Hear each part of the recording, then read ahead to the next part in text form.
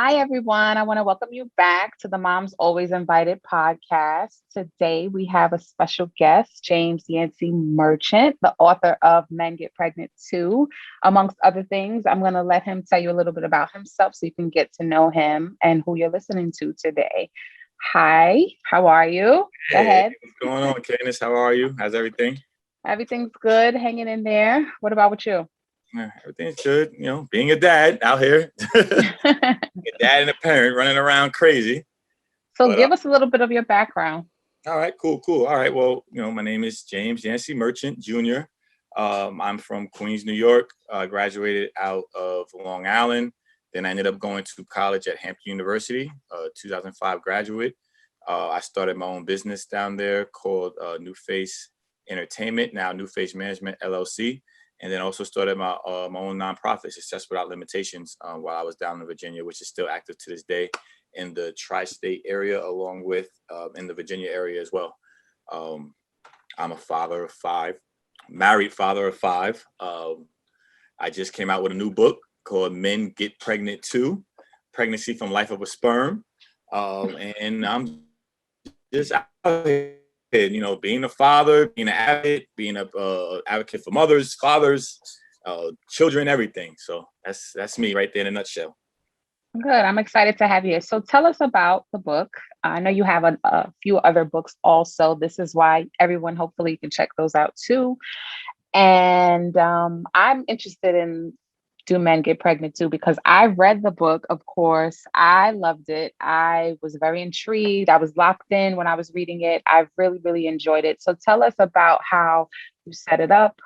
I can give a little bit of a spoiler by saying that other men are involved in terms of giving their perspective, and it's very enlightening. I'll say that. But I want you to talk to me about how you got the idea for this book, how it came about. I know you mentioned in the book that you were doing some journaling Right. in the beginning, which is how you kind of compiled a lot of the information. But talk to me about how you started this book, or how you started to think that men get pregnant too. All right. Well, it's actually funny because the title was always there from my first son, who is now my biological son, which is he's 12 years old. So we're talking about 13 years ago. I started a journal while I was in Virginia, and I just wanted to notate everything that was taking place during the pregnancy. So what I was doing was I was just writing notes. I calculated my weight, things that I was thinking about, things that was going on, stressors, money issues, not having money issues, things of that nature from the beginning with my first son. So, obviously as time went on, my son was born, LJ, and then I had my daughter with my first wife, Chloe. So my son was born in 2009. My daughter was born in 2011. I did the same exact thing with my daughter. I continued on journaling. And then I had a little bit of a break, so I didn't know what to do with it at the time, but I did have the journal done. So um, I ended up, me and my wife ended up having a divorce in 2013. I ended up remarrying in 2019.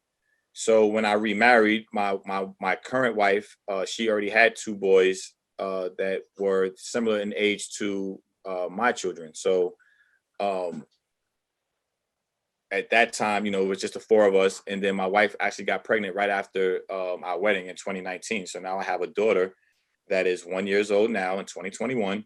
And I just continued on the journal. I wrote another journal. I continued on the journal. And then obviously, as a father and as a man, to go from being a single man in a relationship with a girlfriend, having a child, then having my daughter while we were married as newlyweds, and then a whole decade later in my 30s, basically redoing everything again. It's three different perspectives that allowed for me to come out with this book just from my own personal perspective. And then also I reached out to all the fathers from my peers that have one child, two child, divorce, mothers that, single mothers that are married. And I just gave them a survey, asked them some questions. Some people were willing to give more information. So I was able to create that along with the fact that I read a lot. I read a lot of books. I noticed that there weren't that many books about fatherhood and pregnancy.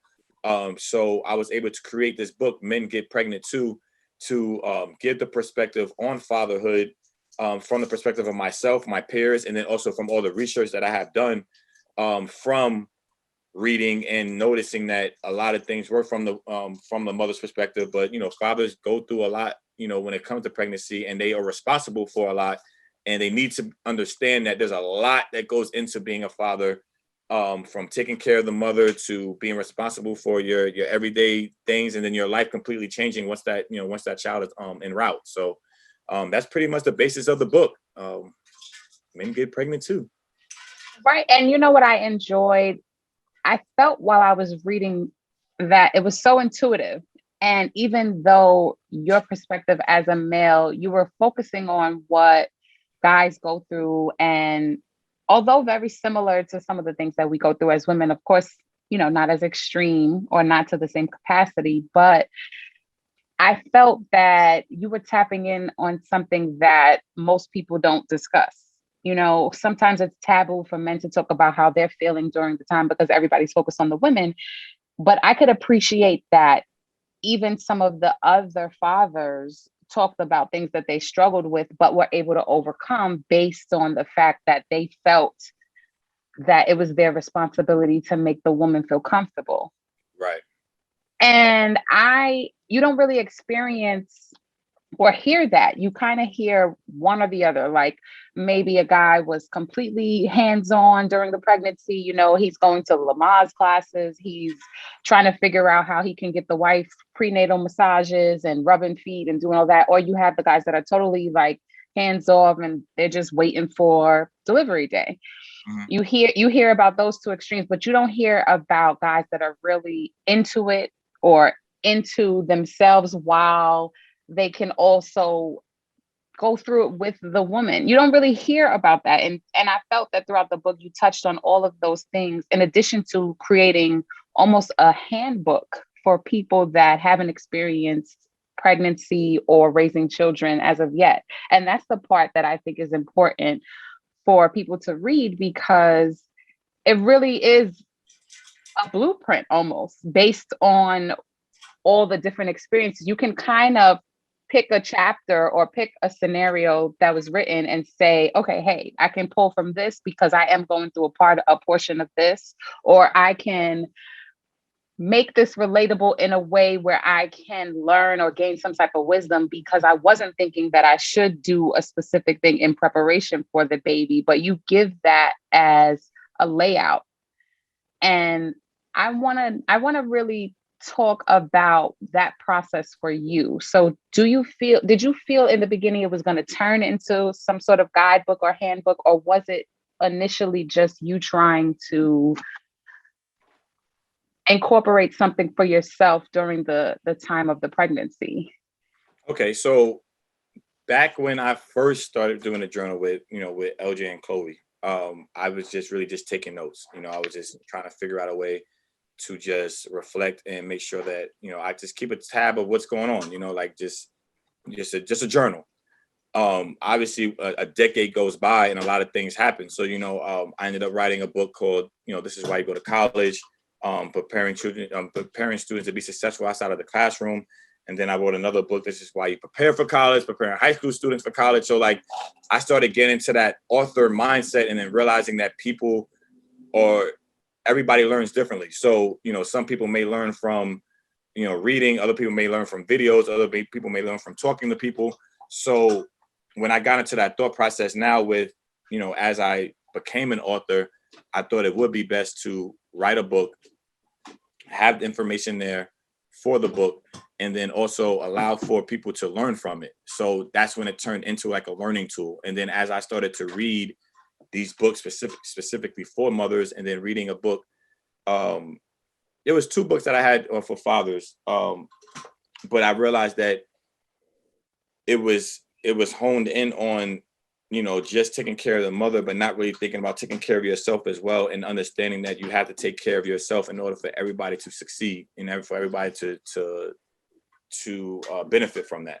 So I wanted to make sure that this book did both. It talked about preparing and understanding your responsibility. And then, you know, like you said, you break down each chapter. Like the very first chapter, I talk about putting on a condom. Like, you cannot tell me as a man that it was the woman's fault, where you either, you know, listen to something that you really shouldn't have listened to, or you don't even know how to probably put on a condom. So at that point, you know, because, you know, it takes a man and a woman to have a baby, you can't put that responsibility on a woman that you guys now have the responsibility of a baby on the way. So those are the type of things that I talk about to, you know, to let, you know, fathers know, like, this is something that you're responsible for, and it's something that you need to be honed in on from the very beginning. You know, don't wait until the baby is born to all of a sudden, now I'm going to be a dad. Like, it's responsibility that you have from the very beginning, from conception. So what made you feel ready to be a parent? Or did you feel ready once you found out? As a father at the beginning with LJ, yes. I think I did feel like I was ready. I did feel like, you know, I was responsible enough to take care of a human being from the beginning. And I was, not to say that I was wrong, I just felt like there's a lot of things now reflecting back, you know, in my 30s, there's a lot of other things that I could have did to better prepare myself. You can always be better prepared. At that time, I did feel like I was prepared. You know, I was 25 years old. I was in grad school. There was some things that I probably could have did, you know, better as far as like, especially like financially. But I felt like I was prepared. I felt like I, you know, stability, you know, in Virginia at the time, you know, I was, you know, pretty stable, you know, at the moment.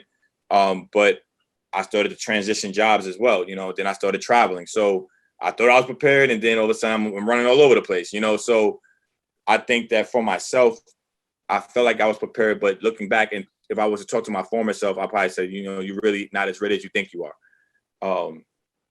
So yeah. And did you struggle with the decision to, you know, have the baby? Like, or in general, did you want children? Like, when you were thinking of your future as a young man, were you thinking like one day you were going to have, you know, a set amount of children and you were going to have a family? Or was it something that's just like, okay, if it happens, it happens? Oh, no, I definitely wanted to have kids. I mean, from the very beginning, I knew I was going to have a lot of kids. My plan was to have a lot of kids. And like I said, you know, I'm a father of 5 now. So that was always my intention, to have more than one child, to have children.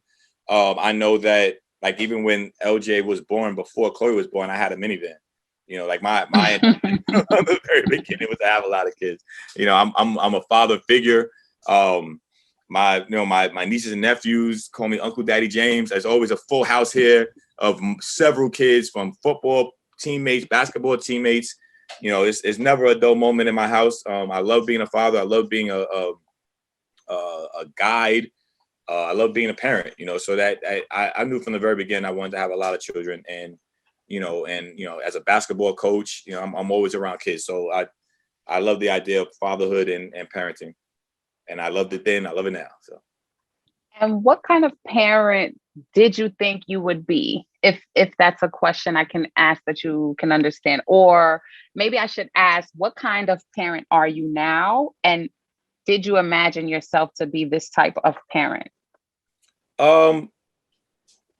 Are you strict? Are you helicopter parent? Do you kind of take it easy and allow them to figure some things out? That's what I mean when I say what kind. Okay. Yeah, I would definitely say that, you know, I'm definitely like the mentor type of a parent. You know, I like to, show by example.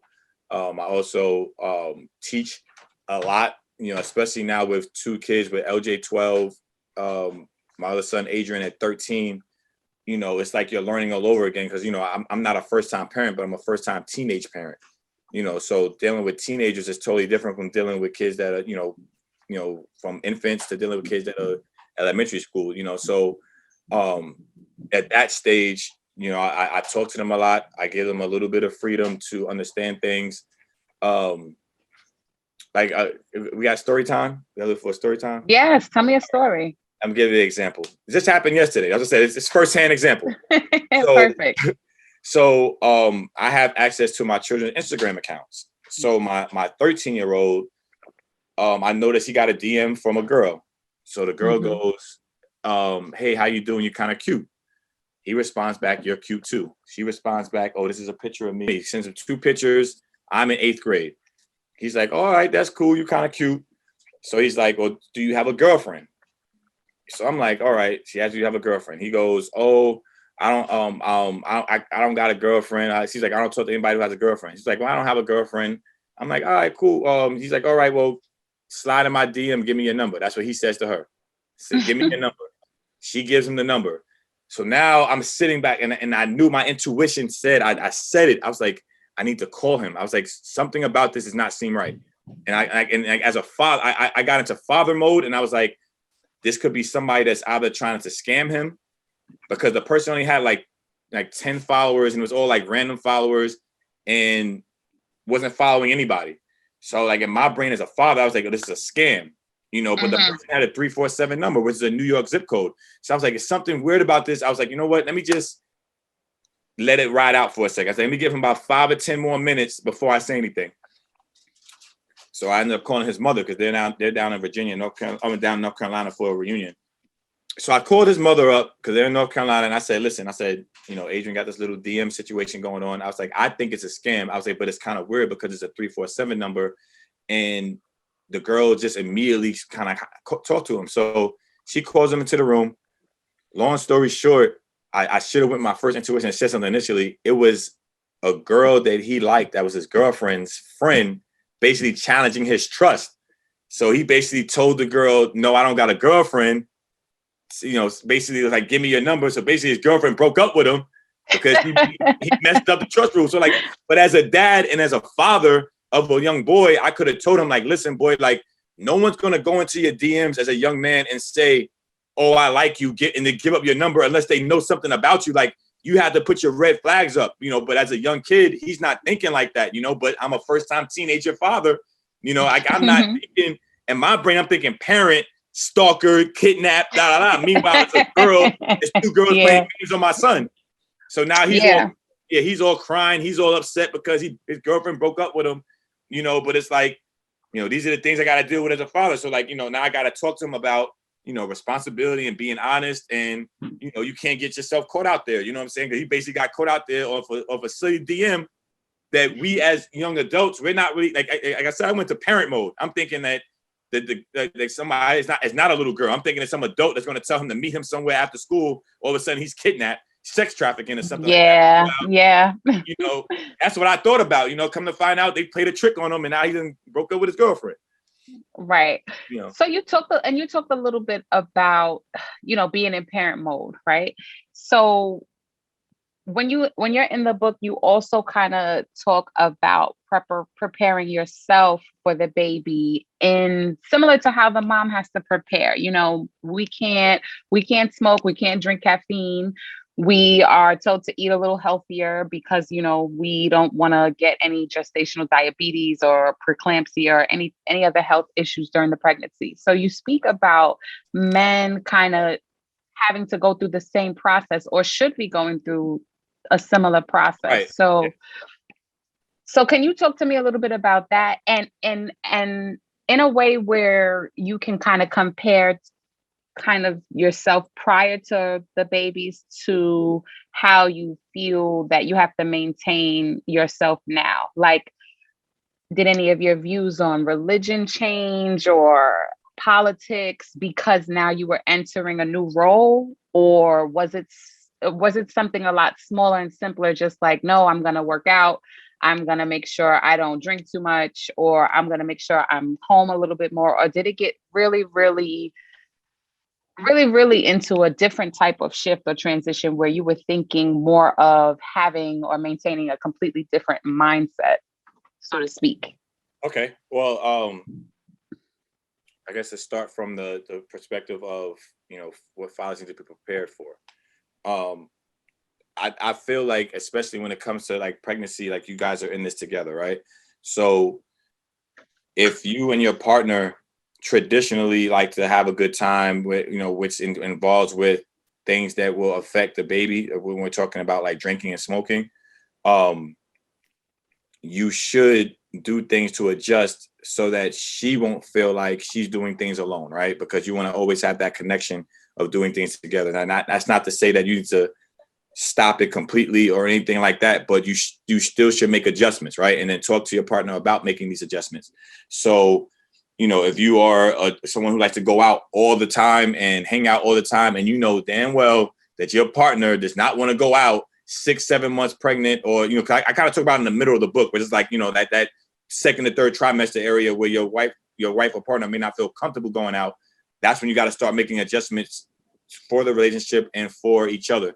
So you need to start realizing, like, what, I can't do certain things, and then what's going to happen is it's going to prepare you for once the baby arrives, because then your body's already accustomed to not drinking at night, not going out at night, so that when it comes down to being responsible for a human being and having to, either have night duty, bottles, diapers, you're not drunk, you're not high, you're not doing these things to, or if you're a regular smoker, you're not smoking cigarettes in the house where you know that you can't have a baby in the house while you're smoking. Like, all these things wouldn't be happening, and you're already accustomed to it, so it won't be a culture shock at the time when the baby comes. So, like, that's like the first thing about it, which is very important. So, well, actually two things: the whole thing about being there with your partner, understanding your partner, and doing things together, and then also the other part is preparing yourself for when the baby is born. So that's like the twofold part of it. The other aspect of it, which you talked about or you mentioned, is religion and politics. You do start looking at things differently, because then you start looking like you're bringing in another human being into the world, and you start thinking about the political side and viewpoints and voting and things that happen within this era now, where it doesn't affect you personally, because you think about it as an adult, you may not be worried about the education system. So now your perspective of where you're going to go and where you're going to live start to change. Like everything, like all those things start to come into play. Like religion and what are your beliefs, and all these things start to come into play, because you may be good now as an adult, but now you have a whole new human being that has to learn all these things for the first time and has to look at what it is that you believe, because they're going to follow whatever it is that you're going with.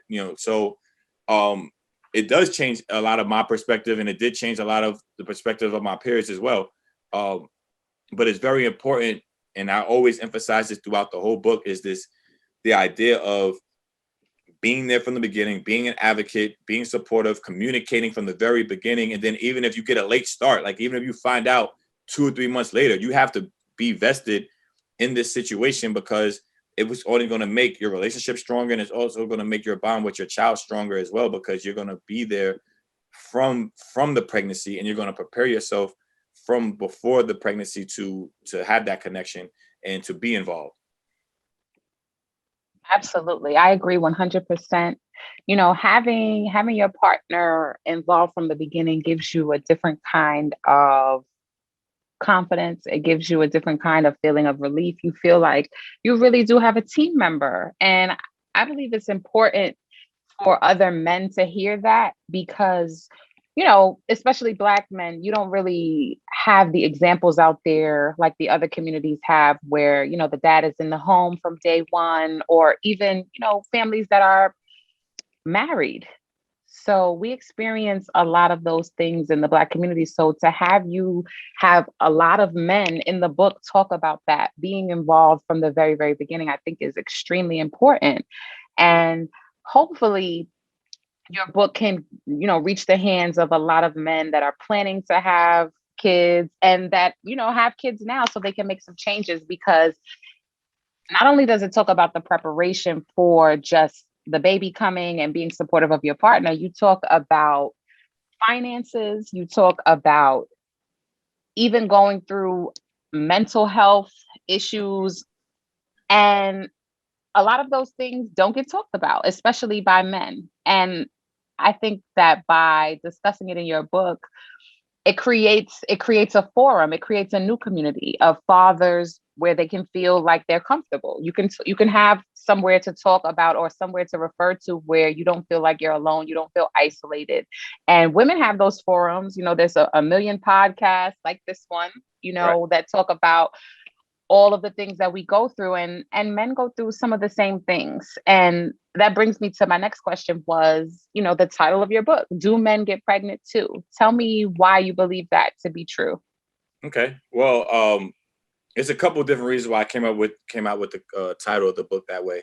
And I put quotations marked as men get pregnant too, because obviously I don't feel that women don't get enough credit about what it takes to carry a child and all the things that mentally, physically, emotionally a woman goes through. So I'm never going to take away from the fact that women are the ones that get pregnant and have the children. And the reason for the title is just to show that as a father, we need to appreciate that and understand that, and also be there 135,000% in support of the women that we decide to have children with. So, and then saying that, also understanding that men go through a lot of things as well during this pregnancy, from the minute they find out that their partner is pregnant. And like you said, a lot of things aren't really talked about.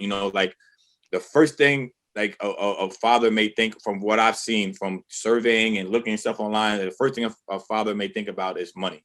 Like, how can I afford a child? Like, I'm not ready. Like, when they say I'm not ready to have a child, they either thinking about money or they're thinking about what they dealing with and who they with, and they just got this girl pregnant. You know what I'm saying? So those are like the two things that pop in their head. So to say that, to understand that, this is basically, the book was made from the eyes of the sperm. So the minute they find out that they're having a child, there's things that go on in a father's head that aren't talked about as much, so it goes through the whole process of all the things that they need to be concerned about. Like I said, one of the financial chapters are very deep, because it goes into everything financially, like whether it be a will, whether it be saving money, whether it be putting aside money, understanding diapers and formula is going to come every single time. You can't get around diapers and formula. Like, there's no way around it. No, you cannot. You cannot. Yeah, you can't get around it. Like, it is what it is. Even if you're breastfeeding, you still can't get around diapers and formula. Like, it is what it is. So like, as a father, it's our job to provide and be there and help out and be hands-on with the situation. Like, a mother, after she has a baby, she's not going to be herself for a while. So like, you have to make sure that there are things that you have to do to lighten that load up, to make sure that she's okay, and then also checking yourself in, creating that network. You talk about we talk about having that network of friends and having fathers around you, whether it be grandfathers, your father, like people that can talk to you about things, your peers, to understand certain things. Like, I was just talking to one of my boys earlier today about peeing in the bed. Like, that's something that kids, like, parents don't even talk about. But when you have a kid that's 8, 9, 10 years old that still pees in the bed, it's like, you think you're the only one. But meanwhile, it may be a few parents out there that have kids that pee in the bed. Like, absolutely. But you think that it's embarrassing and you don't want to talk about it, but yet there's things that we can work out as a network and figure out, oh, this is what I did. This is what I did. So like, things that to help out the situation.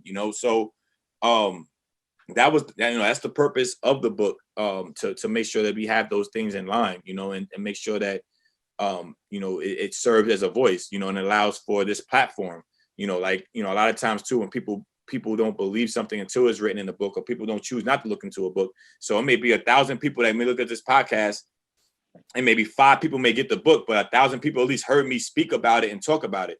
I go over one chapter about talk about a COVID pregnancy, right?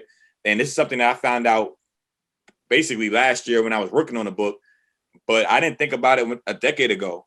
But it talks about these men that end up having such a strong connection with their partner. They end up taking on a lot of the similar symptoms of physically being pregnant. So I talk about that as well, whether it be nauseous and having like stomach aches and morning sickness. They start like the cramps. They start giving signs of almost like these strong cramps, almost like contractions.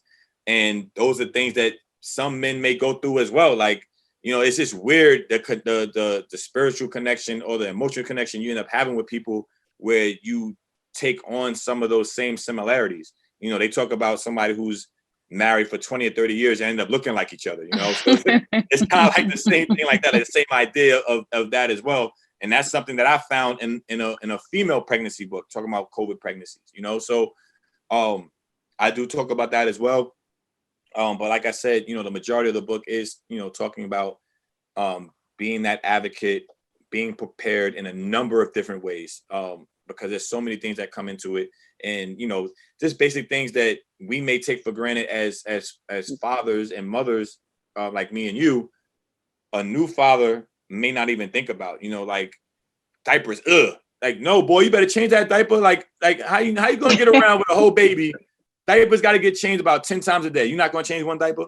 You know what I'm saying? Like that's just something you gotta understand. And like parents may not understand you can't put a bottle in a microwave. Like that's not something that, you know, we know you can't do. You put them in a microwave, but some parents don't even think about stuff like that, you know? So, and I like that about your book too. Not only is it intuitive based on like what you were just speaking of, having that connection with your partner and thinking about your partner's needs, but it also gives you tips, like random tips based on, you know, whatever somebody went through. And everybody's situation was different who spoke in that book and who gave their perspective. And what I like is that no one was shy of sharing about those struggles either, you know. And speaking of that, I like to ask this question because that's kind of like why I started this podcast, Moms Always Invited, was because a lot of my relationships got affected once I had children. You know, there were a lot of people who I didn't see anymore, didn't speak to anymore, didn't even get a text from on like a birthday, or just if they don't have kids too, they don't understand, or they don't think that they fit in with me and what I have going on. So I wanted to know, you do talk about this in the book too, but I want to know, have any of your relationships, or rather how have some of your relationships been affected, and any relationships, work relationships, friendships, how have a few of those relationships changed since you've become a father? Well, it's funny because, my background, with starting my own business in college, and, I was doing event planning, was basically throwing parties for college students. As I started to get older, I really didn't go out as much. So once I started, as I transitioned out of Virginia into New York, I traveled for a little bit. I still started doing events for, different celebrities in different areas, but it started to slow down as my kids started to get around, like LJ and Chloe started to get around like 2, 3, 4 years old, right? So a lot of the relationships that I had with people who weren't parents, it's not that they kind of fell by the wayside, it's that they started to change a little bit. And then actually some of those people ended up starting to have kids. So, even though I was one of the first within my group to have children, the relationship still kind of stayed together, because then they started to get, older, they started to have relationships, starting to get married, and I was very young, having 2 children, married, and then divorced. So like I kind of went through a lot of the things that some of my peers are going through now in our 30s. So a lot of our relationships are still kind of the same. Like the same network of friends that I had back when I was throwing parties in Virginia, it's pretty much the same network of friends I got right now. Like it just took on a different mold. One of my best friends, he doesn't have any children, Sean Washington. Like he doesn't have any kids right now. We're still very close. We still communicate. We still talk about a lot of things, whether it be children or otherwise, and then, some of my other friends, they ended up getting married and having children, so I talk to them about different things as well, but even with Sean, who has no kids, like I still ask him advice as someone without no kids, like, yo, what would you do in this situation? Like, how do you look at this as with the blind eye, So my relationships, at least with my men, haven't really changed as much, as a man with female friends. A lot of my female relationships, I guess, would say like more so with married women, women in relationships where, we can kind of talk comfortably without feeling like either one of us are really trying to get at each other. Does that make sense? Right. Yeah. Definitely. Like some of my closer female friends that aren't married, I'm still close with to this day. But we're talking about now at this point, I'm talking about my college friends where I've been out of college for, basically 15 years, where I still can have those close relationships with them because they understand I'm coming from a genuine place, so I don't really have any newer friends, post college, like all my friends are pretty much talking about over a decade worth of friendships where they all understand the situation. They understand, where I'm coming from. We help each other out with a lot of things, whether it be business related, personal, so I think that helped, over time. And I just don't have any really new peers, my coworkers are my coworkers, like I only have like a select few of coworkers that I'm really close with right now. So, I would say the core of my friends is pretty much back when I was younger anyway. Well, that's amazing that you've been able to maintain those friendships. And I guess it's because everybody kind of was on the same wave at the time. Or like you said, you were a little ahead of the game, but I feel, just from knowing you, you've always been ahead of everybody, 10 steps ahead of everybody else, like who starts an event planning business, while they're in school and that's completely successful, maintains that, brings it back and turns it into a whole This Is Why series in terms of books. Like it's amazing to see everything come full circle in your trajectory. So I commend you for everything that you've done. And I think that everything that you have inserted into our community, into our network of friends and people has been, although very intentional, very impactful. And it's something that all of those books, and including this one, Do Men Get Pregnant Too, I know that they're tools that we need in our community. And hopefully we can get a few more books out of you, because I would love to read a book on how to raise teenagers. I have toddlers right now, and that's your next project that I'll give you. But I'm waiting for that one. So I hope you're journaling now so that you can give Yeah. me some tips later. And I'm looking forward to that. But I just wanted to ask one more thing, which was, do you feel that there's anything that you could say right now that somebody should definitely get the book for? Like, why should people go out and get this book? I know why, and I've shared why. I think it's a great tool for everyone to have if they're thinking about having a child, if they have one already. My eyes were glued to the pages, and I already have 3 children, and I still feel like I learned a thing or two. So is there anything that you would give as like a takeaway, or just like if you want to drop a couple gems from the book before we get out of here?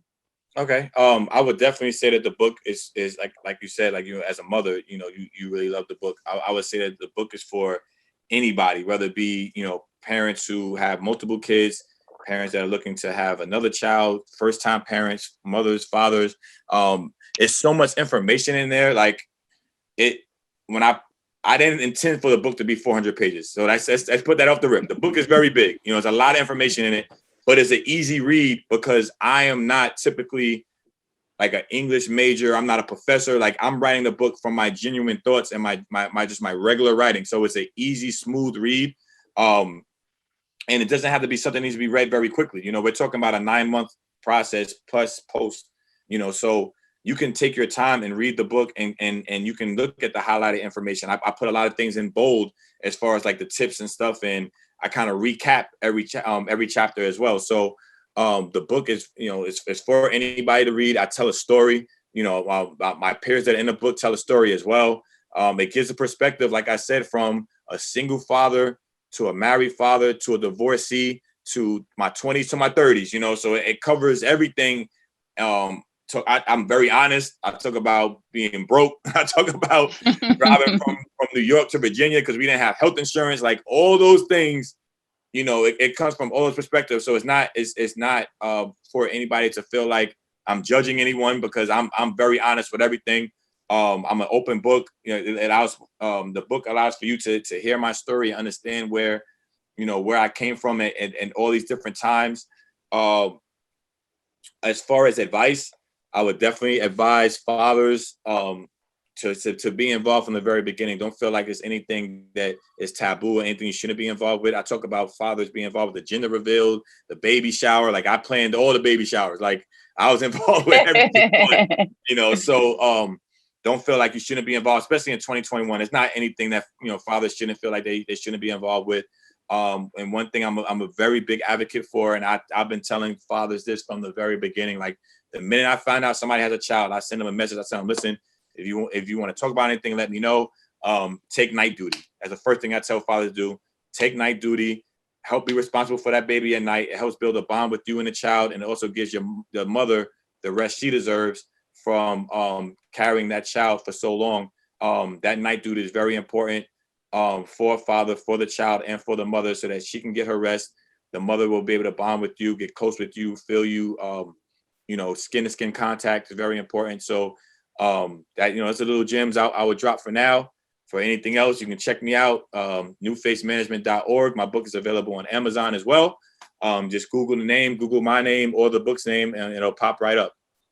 So thank you very much.